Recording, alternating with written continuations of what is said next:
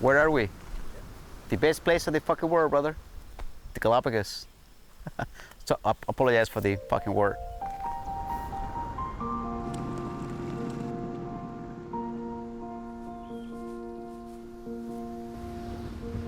Well, surfing on the Galapagos is fairly new. First reports that we have about surfing on the Galapagos was on the late 70s, in this case, like Puerto Vaquerizo. And of course, they saw the white water breaking on the different nearby points. When I first got here in 1995, and I remember that I landed over here, and it was kind of funny. As I landed, I saw this right-hander called Corolla breaking, and I thought I was the guy who discovered Corolla, and I found out there was two guys here, which one of them is still one of my dearest friends, Osvaldo, alias Teclas. Kind of trippy to be one of the few local surfers at that time. This place became my home, and I'm still surfing with Osvaldo after all these years. The average day is 4 to 6, 5 feet, clean. We surf a couple times a day. It's very mellow. It's no hassle. You don't see a lot of angry people in the water. So the Galapagos, I believe, is the perfect combo for nature lovers, people looking for some super fun waves. However, sometimes it gets pretty big, but it's not very often. But it's not that complicated.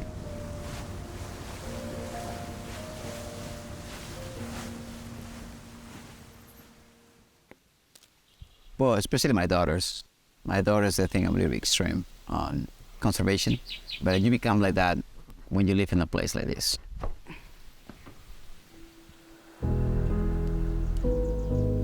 I got a pretty good idea about the Galapagos. It changed my life, to be honest. I was born in Ecuador, where it's a big influence by religion. You know, I was taught everything was created by God in 7 days. And I remember I noticed a bunch of people following one guide, a person, one naturalist guide in town walking around, and that caught my attention. So I went to see what they were doing, and they were looking to a marine iguana. And this guide was telling me all these features about this animal, evolution, how Charles Darwin showed up to the Galapagos, and he came with this amazing theory. And that thing struck me so much. The whole thing that was told by my mom, that was raised on, it disappeared. I believe that we're here by coincidence. We are not anything special in the universe.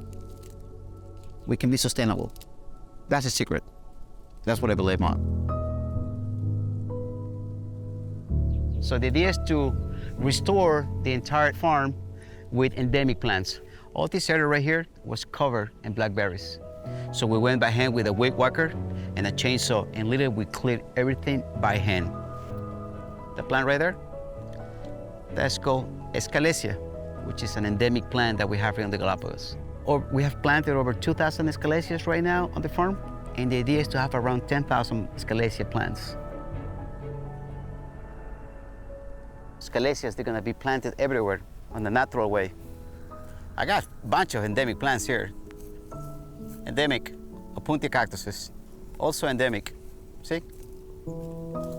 We got this program that we want to reintroduce the giant tortoises back into the north coast of San Cristobal. And the giant tortoises, they love this plant. It's like candy. I mean, the entire north coast is gonna be populated once again with giant tortoises. And that's what we got the toys here for. Sometimes I walk in the mornings, you realize that you're doing something good for the Galapagos, which is very gratifying.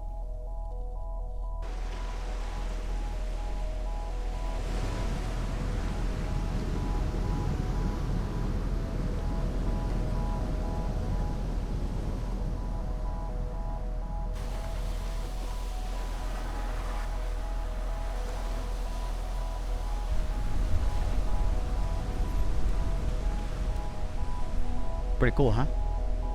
I'm very excited about this one.